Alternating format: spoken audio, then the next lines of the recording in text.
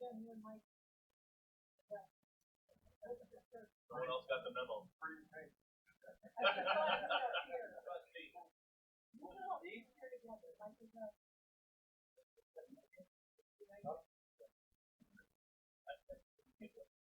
There we go.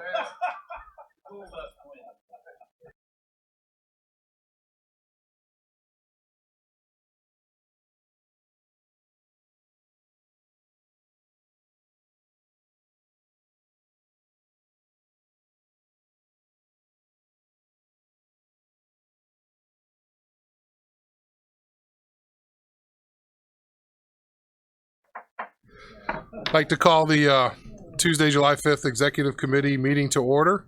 If I could please get a roll call. Mr. Tripp. Present. Mr. Legess. Mr. Oldtop.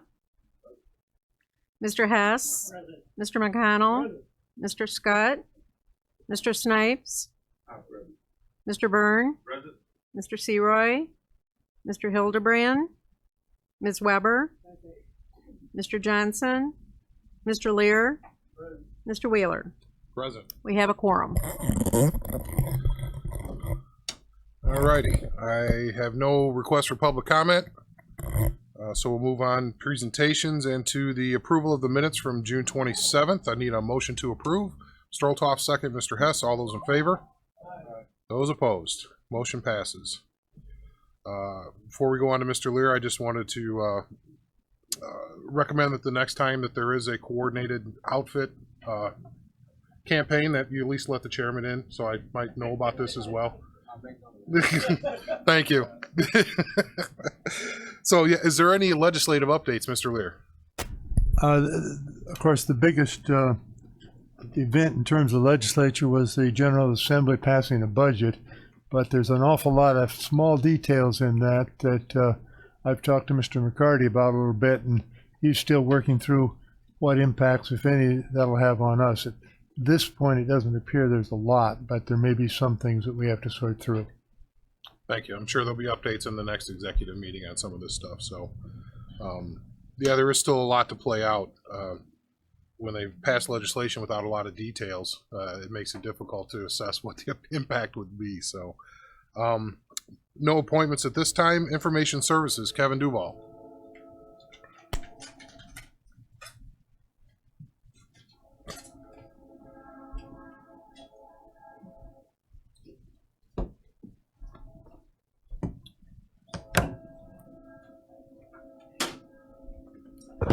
I'll keep it brief. From talking to the chairman, he wanted us to discuss the recording device. I don't know how much you want me to go into, or the fact that you could just mention, what happened.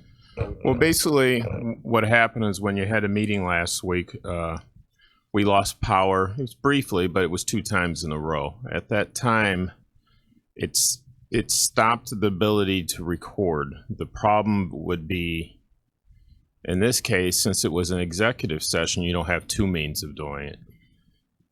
It actually did make us reboot the video too. So you lost that portion of the recording of the executive session because when I had to research it to find out why, because 18 years I've been here, that's never happened. Apparently when it records, it doesn't record straight to the hard drive. It just saves it in memory. So if you have something that blimps at that time, you've lost what was there. Because until you close a session, it doesn't write it anywhere. She was able to, when the power came back up, because it affected the whole building, wasn't just this room. Everything went haywire at that time.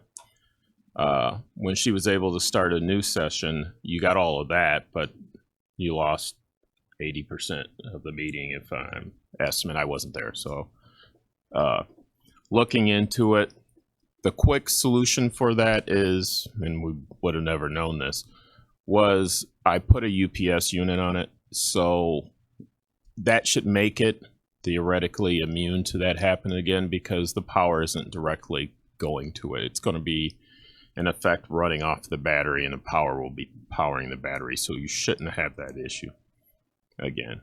That being said, it's still electronics. Anything that flickers potentially can cause a problem since these are essential, and this is essential information. We do need to address that. I wasn't involved in the purchase of this device. This device is at least 10 or 12 years old. It's just it's a factor of whoever needed whatever they needed at the time to record. This is a fifth floor device. Now, where I have helped is anytime it breaks, which it has broke from time to time, I'll find parts. It's near impossible to do because I've had to go to A&B because they haven't made this thing in years. It's a good quality. In fact, it was probably over what you needed for the job, but since you've got some background stuff that's kind of advanced, you need it. It's just not like your home recorder. It's a mixer, it's recorder, it's what at the time they would have used for radio stations or whatever to record official things. So it's a quality recorder. Getting back to my point is it's time to replace it. I began researching it some time ago, 6 or 7 months ago when the new chairman came in, but we switched over and focused more on the video because it's doing its job. Since we know that it's older and things could come up, I'm going back through my notes and we're going to look at replacing it. The chairman asked me how much I thought. You shouldn't get over $1,000, and hopefully it's going to be in $500 or so. But this is something traditionally was in, well, out of the fifth floor budget. I'll address it. I'll work on it. I'll get it done. I just need an adjustment to. I don't need adjustment to my budget because it's not going to be there every year. You're going to do one time and hopefully get another 5 or 7 years out of something, you know. Mm-hmm. It's just when you do the contingency adjustments or whatever you choose, you need to do it at that time. But I'll handle that. But it is something that needs to be done, not just because of what just happened. Hopefully what I did will stop that, but it's going to go out at some point, and if it goes out and we don't have a backup thing, then you don't have any ability to record. And no, I had hoped to just put a little portable recorder device and do that. It needs certain inputs, certain type inputs to tie into the system, so just a little portable one doesn't work. So we're going to address that. We'll get something done, and I should make sure that you actually don't have that problem again, executive, because I do have some questions that I needed to ask the committee or the chairman, because we've had some discussions, but I don't remember where we fell on the final solution. Is when we go forward, and this would help me with what I purchase, is Diane going to need to still record the entire meeting, or are you going to want this just to start when the executive session, since you immediately post the meeting? I mean, when we're done, it's basically the public part. There are some things that need to be taken in concern. I talked to Diane about this. Is whoever's transcribing your meeting needs the foot pedals, or it'll take 3 times longer to try to just go like that.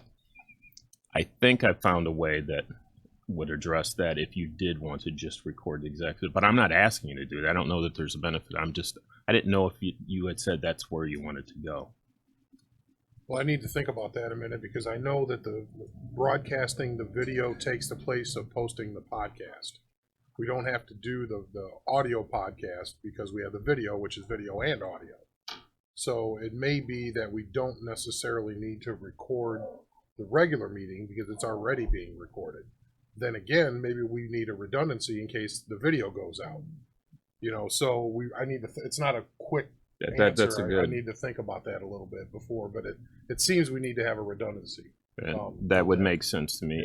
Yeah. So I can always peel audio off the video for regular session if I needed to run it through to do minutes, or they can sit there and watch it, however you want to do it. But the executive, we have to have a fail-safe for executive, because just so the committee knows, we recreated in written form the minutes for that executive session, and Diane takes notes, so we're able to establish the chronology of when comments came in and things like that. So we have a backup to kind of say, but it's not the big expanded stuff. She doesn't take verbatim shorthand of the executive session, which is impractical. So, yeah, the committee of the whole, exactly. And since I've been here, it's never been verbatim. It's always basically been a summary of the meeting. So, So that's not a change to modify something. If you did, once Diane had told me that concern of her, which is a very valid one, she has to be able to do her job.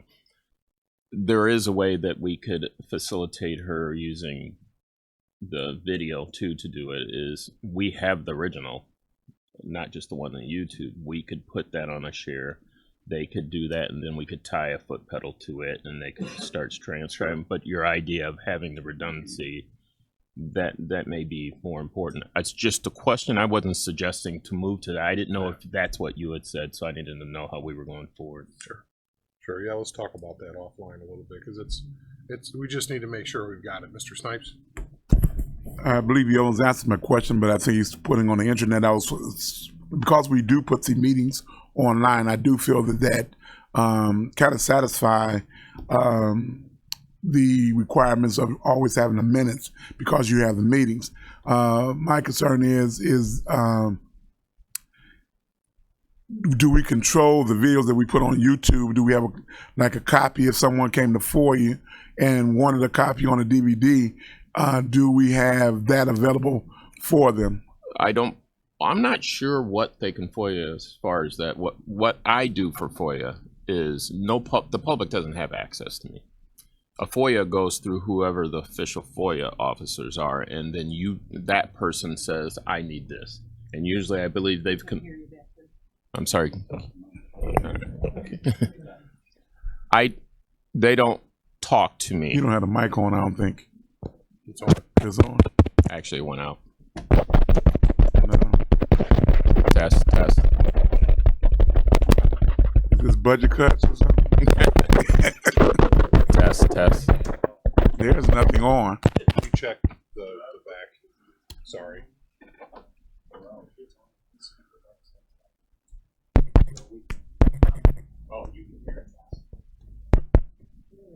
There's nothing in here. I don't know that I can hear it that well either. I can. Yeah. Nothing's in here, and I know I have a good one. Speakers are not working. Test. No, I don't. Yeah, but You we hear it can't. loud and clear, just the inside speakers are not working right now. Okay, I'll speak loud. Everybody Yeah. move. FOIAs don't come to me. FOIAs go to a FOIA officer. There it is. Okay. FOIAs go to a FOIA officer.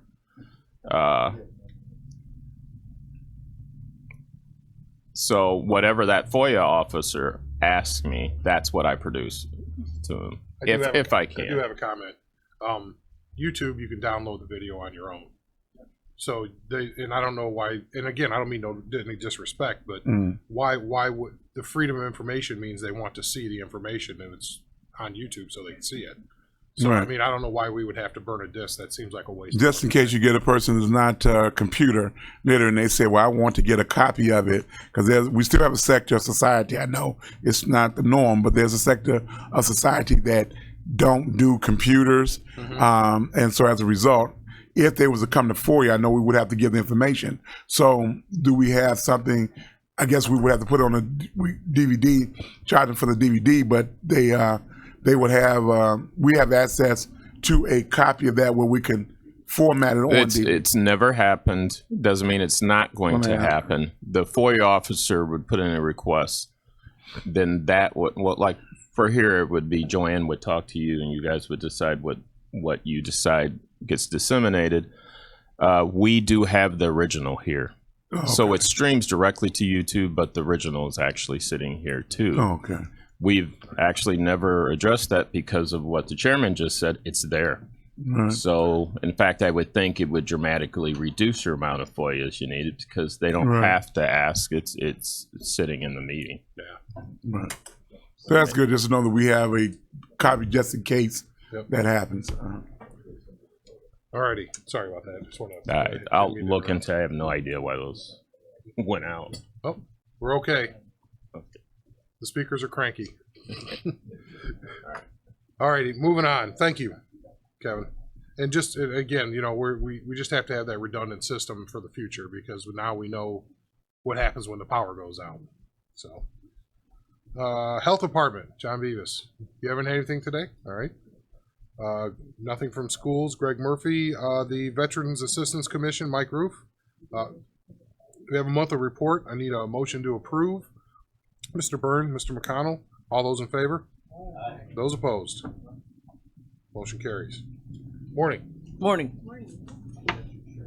Sorry, I didn't know pink was the color of the day. I should have looked at my memo. Yeah, pretty much. Because I can't breathe. I don't have much to report other than my things in front of you there. Probably the biggest thing, we're still waiting on our bus again through the CVP grant. Anybody knows that. Things could take a couple years to get, although I was assured by our state contact it would be summer or fall, so we're still waiting for that. We'll see. In May, because our reports are 1 month behind you, in May we had AOIC, the Administrative Office of Illinois Courts, basically Supreme Court offices. They're certifying veterans courts, drug courts, DUI courts, any kind of problem-solving court. They conducted their stuff on May 25th and 26th. I later found out that our paperwork was good, our interviews were up to par, and we will be the first Veterans Treatment Court in Illinois to be certified by the Supreme Court. What that means is they've done their paperwork. It's moved on to 3 justices, a small committee. They go through their paperwork, approve it, and then it goes to the Supreme Court to do a resolution to certify us. And that just goes along with their schedule and when they can fit it in. But AOIC being the administrative over it, they can kind of slip it in where they need to. So they have their work cut out for them. They have over 188 specialty courts that they have to interview and certify. This started back in January when the process started, and they've only certified 8 when they came to see us. And it's supposed to be a certification for every 3 years.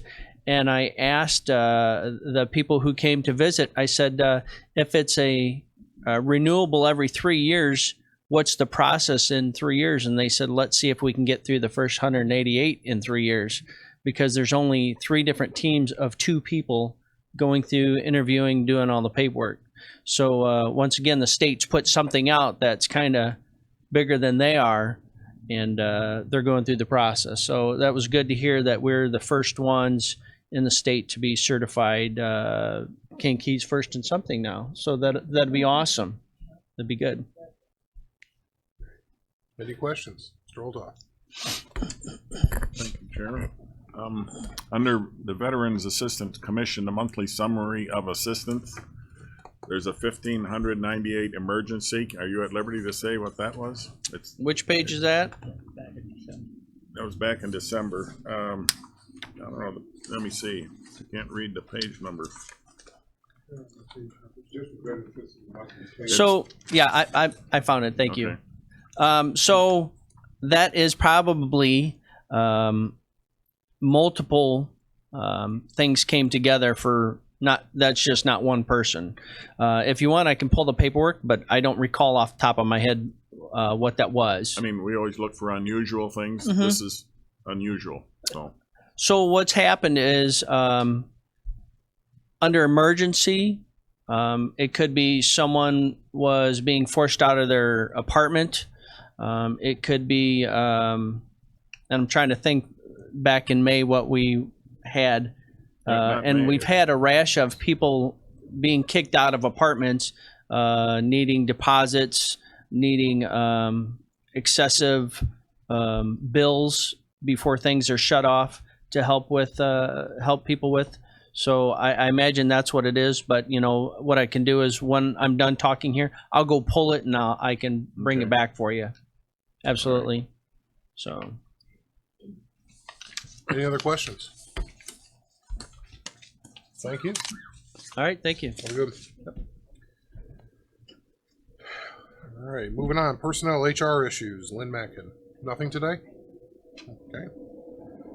Administrative issues. Moving on then to resolution for the removal of Steve Einfeld as a board member of the Economic Alliance.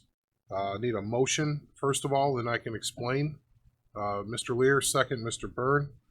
Basically, and this is with, not to be punitive towards Steve, but he hasn't attended any of the board meetings for the Economic Alliance, and they need active board members. So we have one that still goes to the meetings, even though he's not on the board. So in talking with the Alliance, that's the only reason we're making this change, because the time is it's difficult for Steve to make the meetings. So, Mr. Olthoff. Thank you, Chairman. Did you talk to Steve about it? I've tried, Oh. and I can't get callbacks. So Okay. I've tried. I don't. I'll talk to him. Thank you. So I have a motion and a second. Any other questions? All those in favor? Those opposed? Motion carries. Resignations, appointments, and reappointments. I have a resignation of Dave Zach from the Kankakee River Conservancy District Board.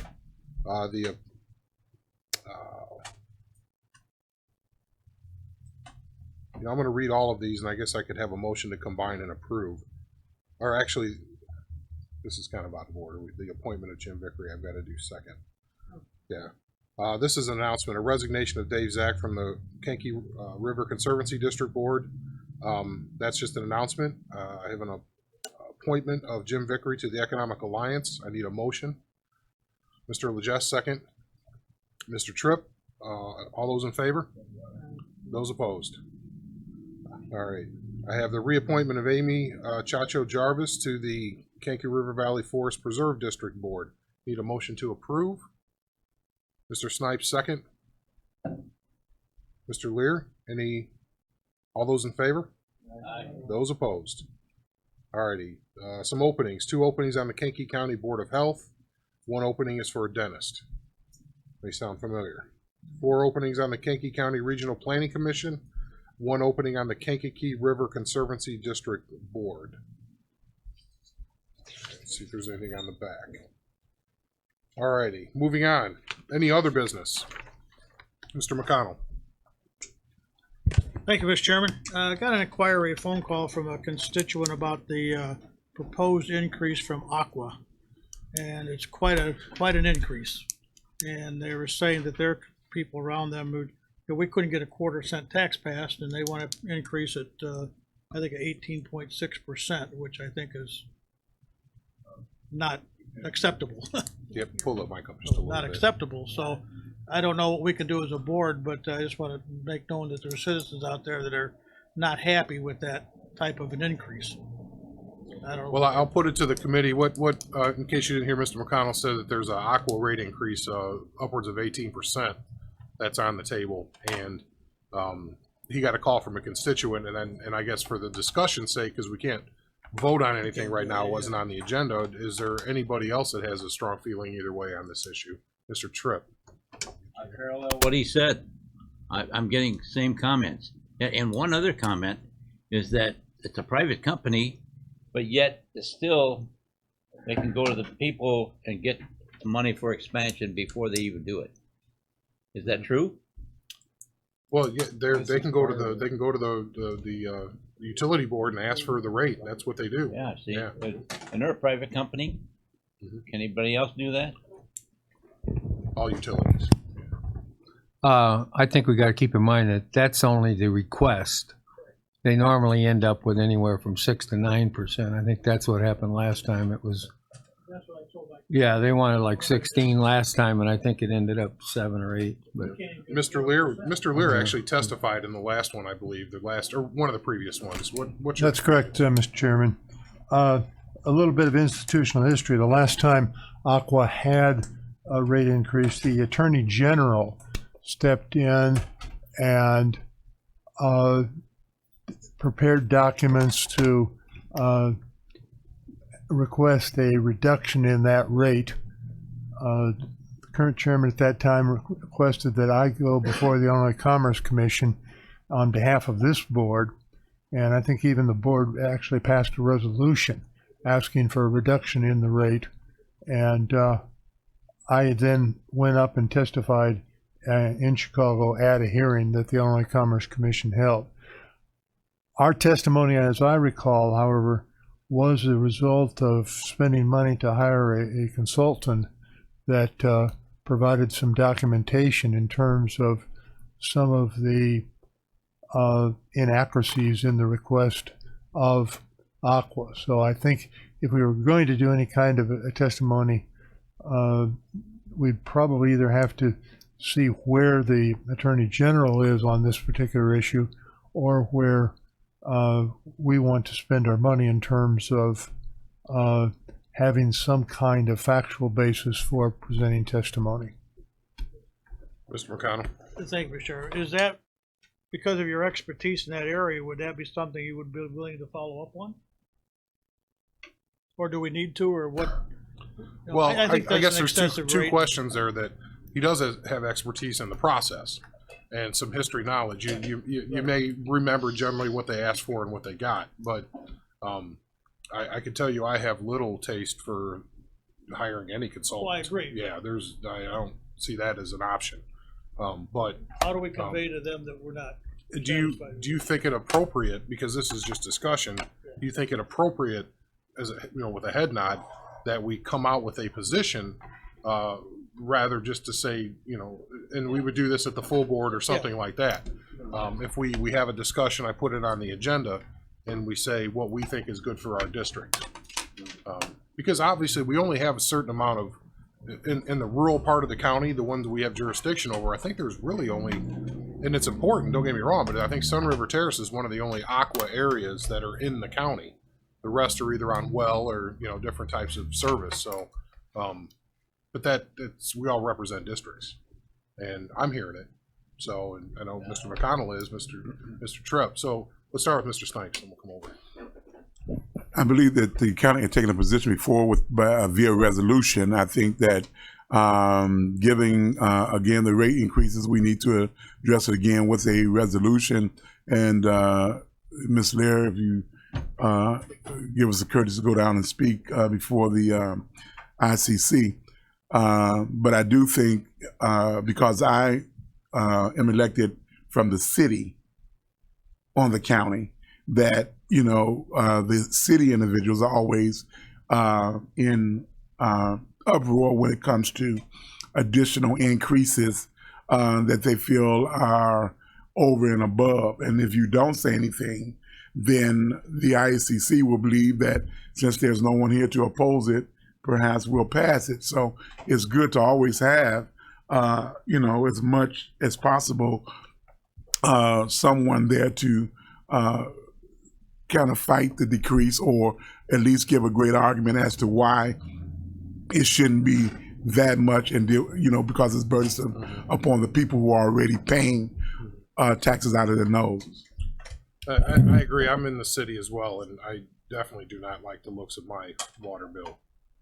It is because there's other fees on it as well living in the city. But it just occurred to me while you were talking, we have not afforded Aqua the opportunity to come and tell us why they want the rate increase. Right. And so maybe I extend that invitation for the full board, and they can tell us what the rate increase is for, and then we can make an educated decision, try to balance out what our constituents wants, but at least give them their time in court, so to speak. Okay. So if you think that's probably an appropriate, I agree. extend the invocation. Okay. All right. Thank you. Sounds good. Mr. Holtoff. Yeah. Sorry. It's all right. Wouldn't it be, this could be a procedure that they normally do. They ask for a large increase to get a smaller one. And Typically. can you talk to them and find out their justification for asking for a raise, and then, say, I can tell you what do that I need? have. Oh, you have? Yeah, I've met with them, with all the mayors, and the initial, and they'll probably echo this. What they're trying to do is in their communication with me is that they're trying to avoid having other rate increases down the road. They want to have a kind of a flat level between a lot of the other areas that they're serving. And I know there's a smile, but when we always know prices are going to go up down the road. So I think this. They have a lot of construction that they're paying for right now in the Riverview area with the new intake station, the pumping station. It's massive. It's massive. And then they have expansion to the north. What is COLA? I'm sorry? What is COLA? Cost of living increase. Oh, the cost of living increase. I don't know what it is right now. 3, 2? I should know that because of my 2.2? labor agreements that we just got hit with the other day. Steve says 2.2. 2.2? That's what Social Security is going to be. Okay. And we So- all know that's the way it is. Oh, I hear you. I hear you.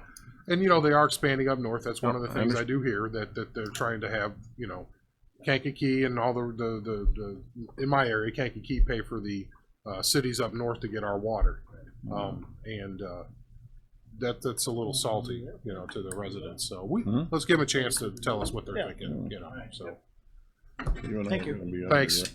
Alrighty, moving on. Any I have no information. Old business, new business. Motion to adjourn, Mr. Olthoff. Mr. Legess, gotcha. If you were sitting back there, I'd have got you. All those in favor? Those opposed? Have a good day.